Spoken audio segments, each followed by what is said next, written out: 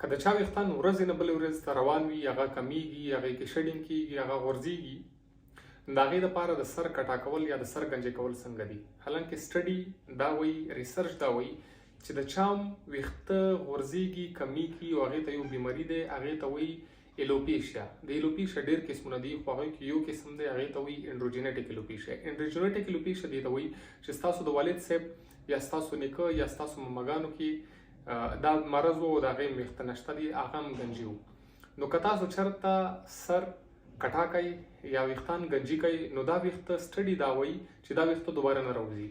100% کې 78% خلک داسې دي چې هغه ویښته چې کله کټه کړو نو هغه ویښته دوباره بیا نه دي راوتلي. نو د دې دپاره علاجونه موجود دي، ټریټمنټ موجود دی، پکار دا دی چې هغه سړی وکړي.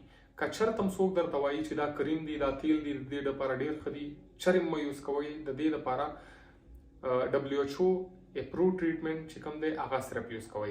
اکثر داسې خلک دي چې هغه میډیکل سټور نه یا بل کس نه یا یو نه یا بل نه هغه داسې کریم یا داسې دوایي راواخلي چې هغه سر باندې کله ولګوي چې کوم ویښته وي هغه خو خود لاړ شي، چې کوم دا سکیلپ دی په دې باندې هغه ته انفیکشن وشي، هغه کې بیکټیریا وي او جراثیم پکې جوړ شي او هیر فولیکل انفیکشن ورته وشي، نو هغه به ډېر تکلیف وي. نو کله هم داسې مه کوئ. د دې دپاره WHO چې کوم ټریټمنټ ښیلی دی موږ ته، نو هغه دی، هغې کې یو سپری دی، هغې ته وایي مینوکسیډیل، د هغې فارموله دی مونوکسین. هغه سپری سړی والي او سحر او مخصوصا ورځه کې 2 ځله هغه سپری یوز کوئ. او یو ټیبلیټ دی چې هغې ته وایي فینسټریټ. د دې ټیبلیټ څه نقصانات هم شته دي. لیبیډو کوز کوي، اریکټایل ډسفنکشن کوز کوي. لیبیډو مطلب ډیزایر او طاقت چې کوم دی هغه لږ کموي، خو هغه د هر چا دپاره نه دی، هغه د مخصوص خلکو دپاره دی، مخصوص خلکو عمر دپاره چې هغه د هغه کې راتللی شي او کوز کولی شي دا څیزونه.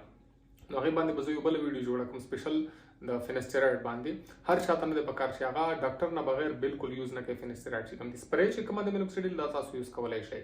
او دې کې دریم کوم څیز دی هغه د ډرمارولر وایي. ډرمارولر د هغو خلکو دپاره چې د چا ډېر زیات ویښتان نه وي، نو هغه ډرمارولر هفتې کې یو ځل هغه هم یوز کولی شي ورسره.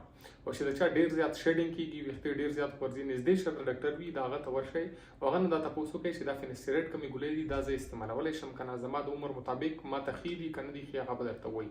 او 3 میاشتو کې یو ځل PRP ورته وایي، هغه 3 میاشتو کې یو ځل خپلو ویښتانو دپاره کوئ، د دې به ډېر ښه رزلټ وي. مهرباني.